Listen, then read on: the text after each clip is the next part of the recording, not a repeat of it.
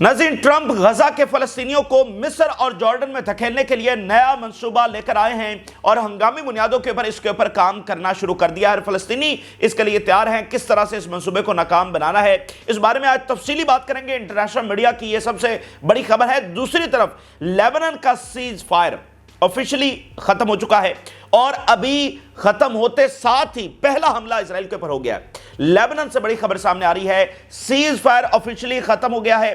अब इजराइल की मुकम्मल वायलेशन है, वहां पर इजराइल ने विड्रॉ नहीं किया है। सीज फायर खत्म हो गया है। पहला हमला सीज फायर के खत्म होते ही कर दिया गया है। इजरायली ऑफिसर्स और फौजी जो हैं वो इस वक्त निशाना बने हैं।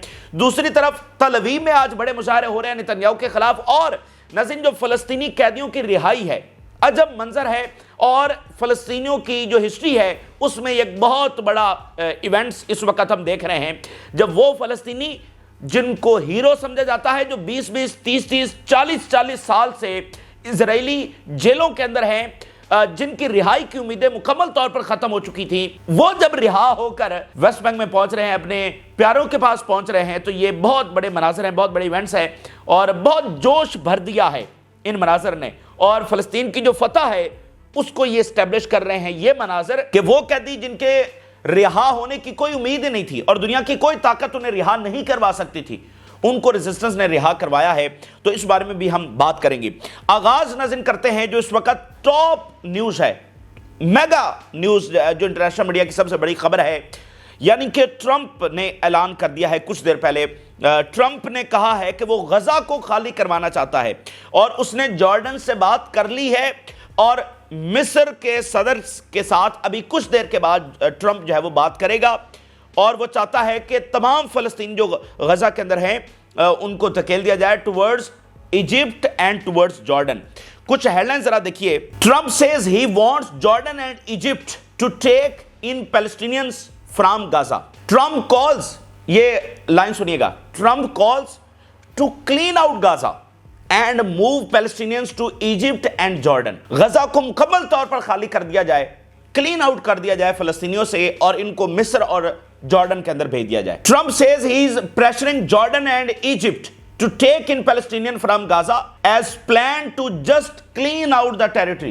Associated Press लिख रहा है। I spoke with the King of Jordan about the possibility of transferring Gazans to neighboring countries. अच्छा, इसके साथ ट्रंप ने जो 2000 पाउंड बॉम्ब्स हैं उनकी जो डिलीवरी है इजराइल को, उसका भी ऑर्डर कर दिया है। WH tells Pentagon to lift hold on 2000 pound bombs to Israel. अब ये 2000 वजनी ये वो बम हैं जो सबसे ज्यादा, यानी ये सबसे ज्यादा जेनोसाइड के अंदर इस्तेमाल हुए हैं।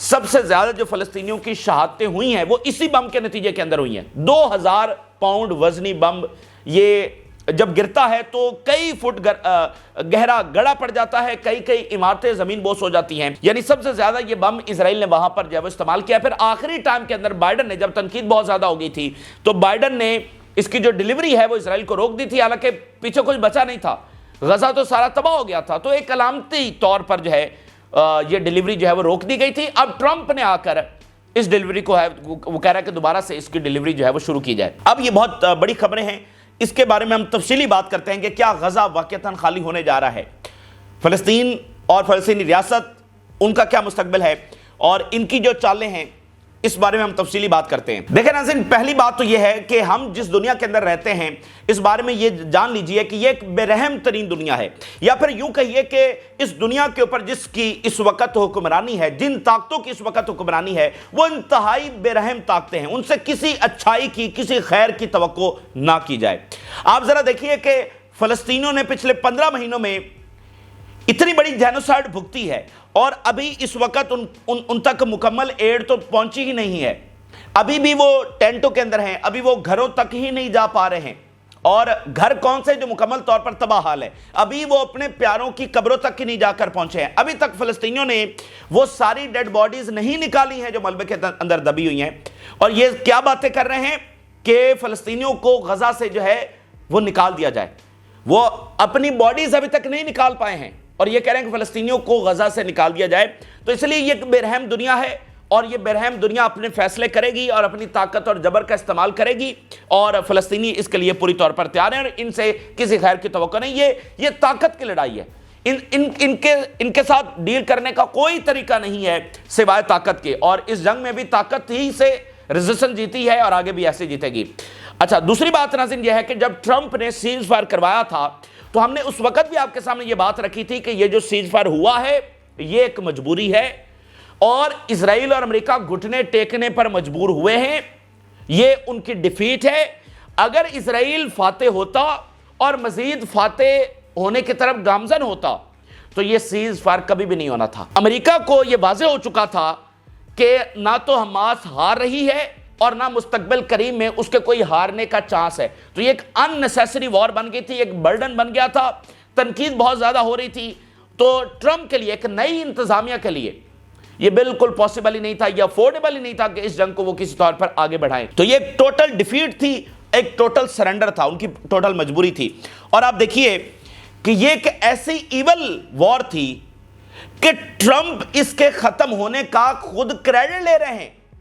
یعنی اس بات کے اوپر غور کریے، ہمیشہ جب ایول طاقتوں کو ختم کیا جاتا ہے یا ایول وارز کو ختم کیا جاتا ہے تبھی اس کو ایک اچیومنٹ سمجھا جاتا ہے۔ یعنی نتن یاہو تو اس جنگ کو ایک سیکرڈ وار کہہ رہا تھا، ایک مقدس جنگ کہہ رہا تھا، وار آف سیولائزیشنز اگینسٹ باربیرینز کہہ رہا تھا۔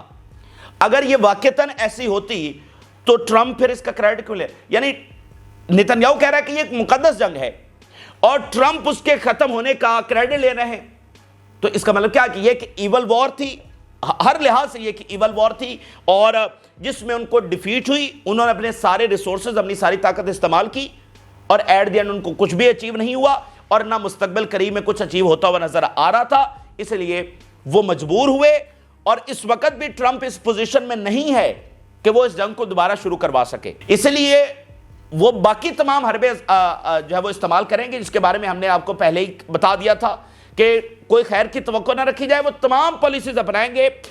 لیکن ریزسٹنس اپنی جنگ جیت چکی ہے، یعنی اس نے فی الحال امریکہ کو اس پوزیشن میں ڈال دیا ہے کہ امریکہ نتن یاہو کے ایمبیشنز کے مطابق فی الفور کوئی جنگ نہیں شروع کر سکتا، البتہ اس کے علاوہ وہ تمام تر پالیسیز اپنائیں گے، اور ایسا نہیں ہے کہ ٹرمپ آ کر کو فلسطینی ریاست بنا دے گا، ایسا بالکل نہیں ہونے جا رہا۔ اور فلسطینی اس نئی سازشوں کے لیے، نئی چالوں کے لیے، جس کا آج واضح طور پر اعلان کیا گیا ہے کہ فلسطینیوں کو نکالا جا رہا ہے، ٹرمپ اس کے بارے میں انہوں نے کام شروع کر دیا، تو فلسطینی ایسے سینیریو کے لیے آلریڈی تیار ہیں۔ تیسری بات، یہ جو تمام پالیسیز ہیں جو ٹرمپ اب شروع کرنے جا رہے ہیں، یہ ان ریئلسٹک ہے، یہ سٹوپڈ پالیسیز ہیں، اور اس کا نتیجہ کسی پرماننٹ امن یا پرماننٹ سولوشن کی صورت میں نہیں نکلے گا۔ ٹرمپ تو یہی کہہ رہے ہیں نا کہ یہ اچھا سولوشن یہی ہے کہ فلسطینیوں کو جو ہے وہ ادھر ادھر دھکیل دیا جائے، اس کا نتیجہ کسی پرماننٹ سولوشن کی صورت میں، پرماننٹ امن کی صورت میں نہیں نکلے گا، بلکہ نئے کرائسس، نئے کانفلکٹس اور نئے محاذ جو ہے وہ آگے چل کر کھلیں گے۔ آپ دیکھیے ٹرمپ کی جو پہلا ٹینیور تھا اس میں انہوں نے یروشلم کو دارالحکومت اسرائیل کا ڈکلیئر کر دیا۔ پوری دنیا میں یہ بات ہے، پوری دنیا نے یروشلم کو دارالحکومت نہیں مانا ہے، لیکن امریکہ نے مانا، اور ٹرمپ کے دور کے اندر اس کا نتیجہ 7 اکتوبر نکلا۔ تو اس لیے یہ جو پالیسیز ہیں یہ حقیقت سے بہت دور ہے۔ ٹرمپ کی یہ جو ہارش پالیسیز ہیں اس کا نتیجہ کوئی اچھا نہیں نکلے گا، بلکہ اس کا جو نتیجہ ہے وہ الٹ ہی نکلے گا۔ اب ذرا اگلی بات دیکھیے، اب یہ بڑی امپورٹنٹ بات ہے، جو جنگ چھیڑی گئی تھی اس میں بھی تو بنیادی مقصد اسرائیل کا یہی تھا کہ وہ فلسطینیوں کو مصر اور جارڈن اور باقی ملکوں کے اندر دھکیلیں گے۔ آپ کو یاد ہوگا کہ اسرائیل تو یہاں تک باتیں کر رہا تھا کہ ان کو کسی جزیرے کے اوپر دھکیل دیا جائے، اور افریقہ سے باتیں کی جا رہی تھی، مختلف ممالک کے ساتھ سموترچ بات کر رہا تھا، اور کسی ایک ملک کے ساتھ ان کی بات طے پا بھی گئی تھی کہ بہت سارے پیسوں کے بدلے فلسطینیوں کو وہاں پر ٹرانسفر کریں گے۔ تو جنگ تو چھیڑی ہی اس لیے گئی تھی، لیکن اس کا نتیجہ کیا نکلا؟ فلسطینیوں نے موت کو اپنا لیا وطن کے بدلے، یعنی وطن نہیں چھوڑا بلکہ موت کو قبول کر لیا، یعنی اتنی بڑی جینوسائیڈ بھگتی لیکن اپنی مقدس سرزمین کو چھوڑ کر نہیں گئے۔ تو یہ جو ساری پالیسیز ہیں یہ کیا ان کو مصر اور جارڈن کی طرف دھکیل دیں گی؟ یعنی ایک جینوسائیڈ نہیں دھکیل سکی، ایک پراپر اتنی بڑی طاقت کا، ایک ایمپائر کی ساری طاقت کا استعمال ان کو مصر اور جارڈن میں نہیں دھکیل سکا، تو اس طرح وہ چلے جائیں گے۔ اسرائیل کی طرف دیکھیے، وہ تو غزہ میں سیٹلمنٹ بنانے کا اعلان کر چکا تھا، تیاری کر چکا تھا۔ ایون ٹرمپ کے جو داماد ہیں جیرڈ کرشنر، وہ اسرائیل کا انہوں نے وزٹ کیا اور وہ غزہ میں پراپر انویسٹمنٹ کرنے کا ارادہ رکھتے تھے, ہوٹلز بنانے کا ارادہ رکھتے تھے. ابھی 2 دن پہلے ٹرمپ نے یہ سٹیٹمنٹ جاری کی رپورٹر کے ساتھ گفتگو کے درمیان کہ غزہ ایک بڑی اچھی جگہ ہے, سمندر کنارے ہے, اس میں بہت ساری اچھی چیزیں ہم کر سکتے ہیں, لیکن یہ بہت سارے پرابلمز ہیں. تو یہ تو بہت سارے یہاں پر کہ ہوٹلز بنائیں گے, یہ کریں گے, وہ کریں گے. تو انہوں نے اپنی ساری طاقت کا استعمال کیا, لیکن اس کے باوجود نہ ریزسٹنس ختم ہوئی اور نہ فلسطینی فاقوں, اموات, تمام تر قربانیوں, تمام تر جبر کے باوجود اس سرزمین کو چھوڑ کر گئے. تو اب کیا مثال کے طور پہ مصر مان جاتا ہے اور مصر کہتا ہے جی ٹھیک ہے ہم فلسطینیوں کو لینے جا رہے ہیں, اور اپنے رفح کراسنگ کھول دیتا ہے کہ فلسطینی آ جائیں. تو کیا فلسطینی چلے جائیں گے مصر کے اندر, مہاجر بن جائیں گے؟ مصر بے شک مان بھی گیا, تو کیا یہ مطلب سارے فلسطینی کہیں گے ٹھیک ہے ہم غزہ چھوڑ کر جا رہے ہیں؟ بھائی بمباری ان کو نہیں بھیج سکی, بھوک ان کو نہیں بھیج سکی, ان کی آنکھوں کے سامنے ان کے لوگ شہید ہو رہے تھے, وہ تب نہیں چھوڑ کر گئے, اس طرح جو ہے وہ چھوڑ کر چلے جائیں. تو یہ سٹوپڈ پلان ہے, انریلسٹک پلان ہے. بیسیکلی ناظرین بات یہ ہے کہ اس وقت جو اسرائیل کی عبرتناک شکست ہوئی ہے, جو شکست فاش ہوئی ہے اسرائیل کو, یہ اس کو مزید ڈکلائن کی طرف لے کر جا رہی ہے. تو اس ڈوبتے ہوئے جہاز کو سہارا دینے کے لیے ٹرمپ جو ہے وہ اس طرح کی اگریسو پالیسیز لے کر آ رہے ہیں کہ پتہ نہیں اسرائیل کے تو جو گولز ہیں وہ اچیو, یعنی اسرائیل کو ایک وکٹری چاہیے, اسرائیل کو ایک وکٹری چاہیے. تو اس طرح کی پالیسیز کے ذریعے وہ اس گرتی ہوئی دیوار کو کچھ پلر بن کر سہارا دینا چاہتے ہیں, لیکن ایسا ہوگا نہیں. چوتھی بات یہ ہے کہ یہ اب امتحان ہے عربوں کا بھی. آلریڈی کمپرومائزڈ عربز لیڈرشپ جس نے غزہ کے لیے کچھ بھی نہیں کیا, اب ان کے لیے ایک بار پھر امتحان ہے. اگر وہ بکنا, اب دیکھیں ویری امپورٹنٹ جو اس سے پہلے خبر آئی, ٹرمپ نے ساری دنیا کی ایڈ بند کر دی, یوکرین کی ایڈ بھی بند کر دی, یورپ کو بھی ایڈ بند کر دی. 200 ملکوں کو امریکی ایڈ جاتی ہے, اور اس میں صرف ملٹری ایڈ نہیں ہے, اس میں یو ایس ایڈ مطلب اسکالرشپس, بہت سارے پروگرامز, 200 کنٹریز, اور ٹوٹل ایڈ کتنی جاتی ہے؟ Round $70 billion. یہ ٹرمپ نے ایڈ بند کر دی ہے. 2 ملکوں کو نہیں بند کی, ایک اسرائیل کو اور دوسرا مصر کو. ہم کل بھی یہ بات کر رہے تھے اس سے پہلے بھی کہ مصر کو ایڈ کیوں نہیں بند کی گئی. اسرائیل کی تو سمجھ آتی ہے, مصر کو کیوں نہیں بند کی گئی؟ تو مصر بھی دراصل ان کے گریٹر پلان کا حصہ ہے, ٹھیک ہے نا. مصر بھی اسرائیل کی سیکیورٹی کے لیے ضروری ہے, تو وہ رشوت دیں, وہ پیسے دیں, وہ بلینز آف ڈالرز دیں, وہ جو مرضی دیں. اب یہ ان کا امتحان ہے جو آلریڈی کمپرومائزڈ ہے. کیا وہ مکمل بک جاتے ہیں یا جو بھی کرتے ہیں وہ اپنا خود نمٹیں گے ٹرمپ سے؟ مصر کیا جواب دیتا ہے, جارڈن کیا جواب دیتا ہے, یہ اپنا خود ہی اپنے معاملات کو بھگتیں گے, لیکن فلسطینی کسی طور پر اپنا وطن جو ہے وہ نہیں چھوڑیں گے. تو کیا اب ٹرمپ جو ہے وہ اس کے بعد ڈائریکٹ امریکی فوج بھیجے گا؟ کچھ بھی نتیجہ اس کا نہیں نکلنا ہے, اور الٹا ہی نتیجہ نکلے گا. اور آپ دیکھیے ٹرمپ کی جو ہارش پالیسیز ہیں towards Canada, towards Mexico, towards southern America, towards Europe, اس کا نتیجہ بھی تو الٹا ہی نکل رہا ہے. اس میں چائنا زیادہ بینیفٹ لے رہا ہے, گلوبل ڈائنامکس بدل رہے ہیں. تو وہاں بھی جو ٹرمپ کی پالیسیز ہیں وہ امریکی امپائر کو ڈکلائن ہی کی طرف لے کر جا رہی ہیں. آج ٹرمپ کی پالیسیز کی وجہ سے یورپ اور امریکہ آمنے سامنے آ کر کھڑے ہو گئے ہیں. امریکہ کے جو نیبرنگ کنٹریز ہیں, کینیڈا اور میکسیکو, ان کے ساتھ تعلقات خراب ہو گئے ہیں. ایک طرف کیوبا, اس کے ساتھ تعلقات خراب, صدرن امریکہ, ان کے ساتھ تعلقات خراب. تو ٹرمپ جو ہے وہ ہر جگہ پر معاملات کو ڈیزاسٹر ہی کی طرف لے کر جا رہا ہے. ابھی ٹرمپ نے یہ بھی کہا ہے کہ بہت جلد سعودی عرب اور اسرائیل کی نارملائزیشن ہو جائے گی. ابراہم اکارڈ دوبارہ سے جو ہے اس میں سعودی عرب بھی آ جائے گا. اب ذرا جو میں کہہ رہا ہوں کہ یہ ان ریئلسٹک باتیں ہیں اور اسٹوپڈ پلانز ہیں.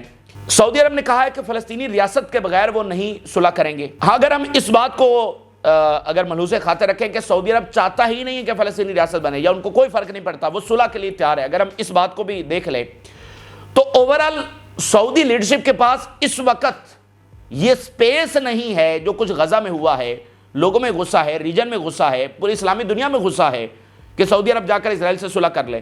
کیا ان کے پاس اس وقت یہ سپیس موجود ہے؟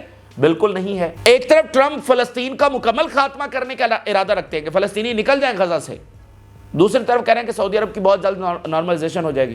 تو یہ اسٹوپڈ پلان ہوا نا, اسٹوپڈ بات ہوئی نا. یہ گراؤنڈ ریالٹی سے ان ریئلسٹک بات ہے کہ سعودی عرب کے پاس آلریڈی سپیس نہیں ہے, ادھر سے مکمل فلسطین کا خاتمہ کر کے تو کون سا سعودی عرب نارملائزیشن کر لے گا؟ خود MBS نے کہا, ان کا جو انٹرویو چھپا کہ ہمارے پاس کوئی سپیس موجود نہیں ہے کہ آج ہم اسرائیل کے ساتھ کسی طور پر صلح کریں. حالانکہ سعودی عرب چاہتا ہے صلح کرنا, لیکن بات بنے گی نہیں. تو اس طرح یہ معاملات ہیں. تو یہ جو بھی چالیں چلیں یہ کوئی معنی نہیں رکھتی ہیں. اس کی بنیادی وجہ یہ ہے کہ جو فلسطینی ہیں وہ اس سے بہت آگے تک بھگت چکے ہیں, اس کا سامنا کر چکے ہیں, اور وہ ہے جینوسائیڈ. اس کا سامنا انہوں نے کیا ہے. اس جینوسائیڈ کے مقابلے میں یہ چالیں جو ہیں یہ کوئی معنی نہیں رکھتی ہیں. تو وہ اسرائیل اپنی چال چلے گا, امریکہ اپنی چال چلے گا, آخری حد تک وہ آلریڈی جا چکے ہیں. تو اس کے بعد یہ معاملات بھی چلتے رہیں گے. تو فلسطینی اس کو کنفرنٹ کریں گے, پوری طور پر کنفرنٹ کریں گے, اور ٹرمپ کی یہ پالیسیز میں آپ کو کہہ رہا ہوں کہ وہ اور زیادہ ڈکلائن اور خلفشار کی طرف لے کر جائیں گی. اب ذرا یہ انالیسس دیکھیے. Trump wants to empty Gaza of its population.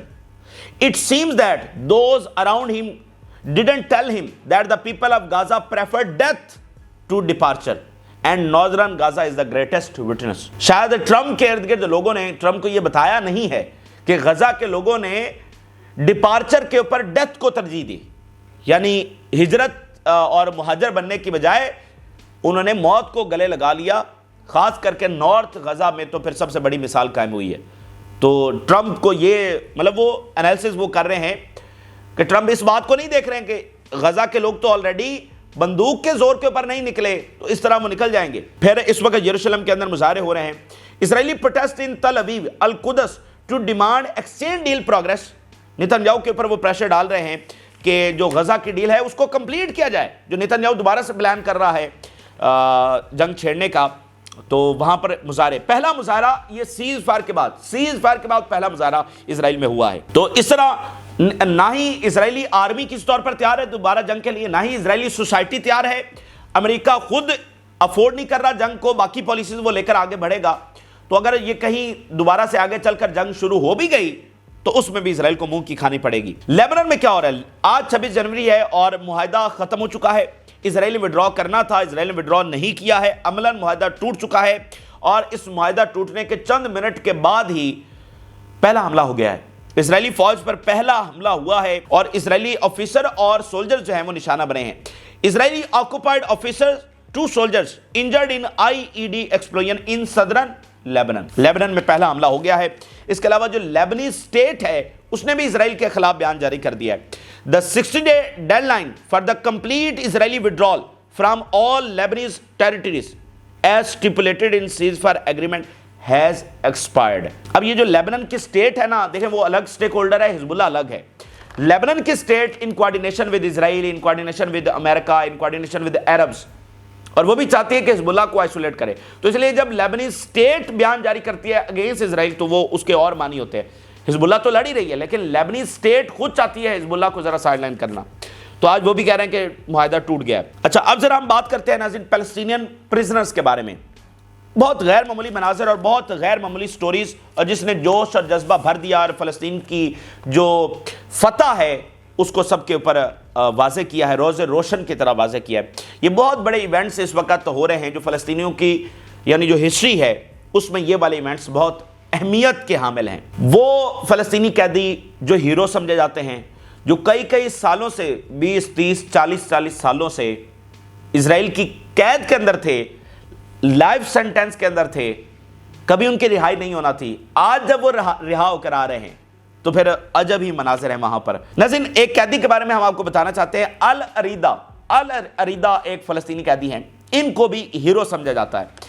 Operation freedom tunnel ہوا تھا, اس کے یہ ہیرو ہیں. اب ان کی تھوڑی سی سٹوری آخر میں آپ کے سامنے رکھتے ہیں. العریدہ ناظرین جو ہیں ان کو 2002 کے اندر گرفتار کیا گیا تھا, 2002 کے اندر, اور ان کے اوپر 3 عمر قید کی سزا, 3 مرتبہ عمر قید کی سزا, اور اس کے اوپر پلس 20 ایئرز الگ سے. یعنی یہ سزا کی شدت ہوتی ہے نا, جو عمر قید ہے وہ تو ایک ہی بار پوری کرنی ہے, لیکن یہ شدت ہوتی ہے. جیسے کہتا ہے کہ 5 بار جی پھانسی دی جائے, 5 بار پھانسی سے مراد یہ سزا کی شدت. 3 بار عمر قید پلس 20 ایئرز ان کو یہ سزا ہوئی تھی. اور یہ کب سے؟ 2002 سے اسرائیل کی قید کے اندر تھے. 2014 کے اندر ناظرین کیا ہوا؟ 2014 میں یہ ہوا کہ اسرائیلی سیکیورٹی اہلکاروں نے ایک ٹنل دیکھی, اس کی کھدائی ہو رہی تھی, اور اس میں سے العریدہ پلان کر رہے تھے اسکیپ کرنے کا. تو وہ ان کا آپریشن ناکام ہو گیا, اور ان کو جو پھر ہے قید تنہائی کے اندر ڈال دیا گیا کئی سالوں کے لیے. لیکن ان کی जो स्ट्रगल थी फॉर फ्रीडम वो रुकी नहीं, बल्कि फिर क्या हुआ, 2021 के अंदर एक बहुत बड़ा ऑपरेशन हुआ और उस ऑपरेशन का नाम था फ्रीडम टनल। फ्रीडम टनल उस ऑपरेशन का नाम था और इसके जरिए अल अरीदा जो है, यानी इन्होंने एक नई टनल बनाई और उससे ये फिर रिहा हुए इजराइल के हाई सिक्योरिटी प्रिजन से। और इसमें इंपॉर्टेंट बात यह है कि ज़करिया ज़ुबैदी, जिसके बारे में हमने पिछले वीडियो में आपको बताया, जिनके बेटे को शहीद कर दिया गया वेस्ट बैंक में जाकर, जो ज़करिया ज़ुबैदी भी रिलीज होंगे अगले मरहले के अंदर, वो भी इस ऑपरेशन का हिस्सा थे। ऑपरेशन फ्रीडम टनल, 4 फ़लस्तीनी थे और चारों के चारों जो है वो हीरोज समझे जाते हैं। अल अरीदा उसके समझने का मास्टरमाइंड थे और वो वहां से एस्केप हुए, लेकिन फिर चंद ही दिनों के बाद इनको गिरफ्तार कर लिया गया था और ये मतलब फिर से ये 10 दिनों के अंदर अंदर दोबारा गिरफ्तार हो गए थे वेस्ट बैंक से। और ये यानी 2002 से कैद के अंदर हैं इजराइल की, तो उनकी रिहाई हो गई है। बड़े जज्बाती मनाजर थे जब वो घर पहुंचे हैं।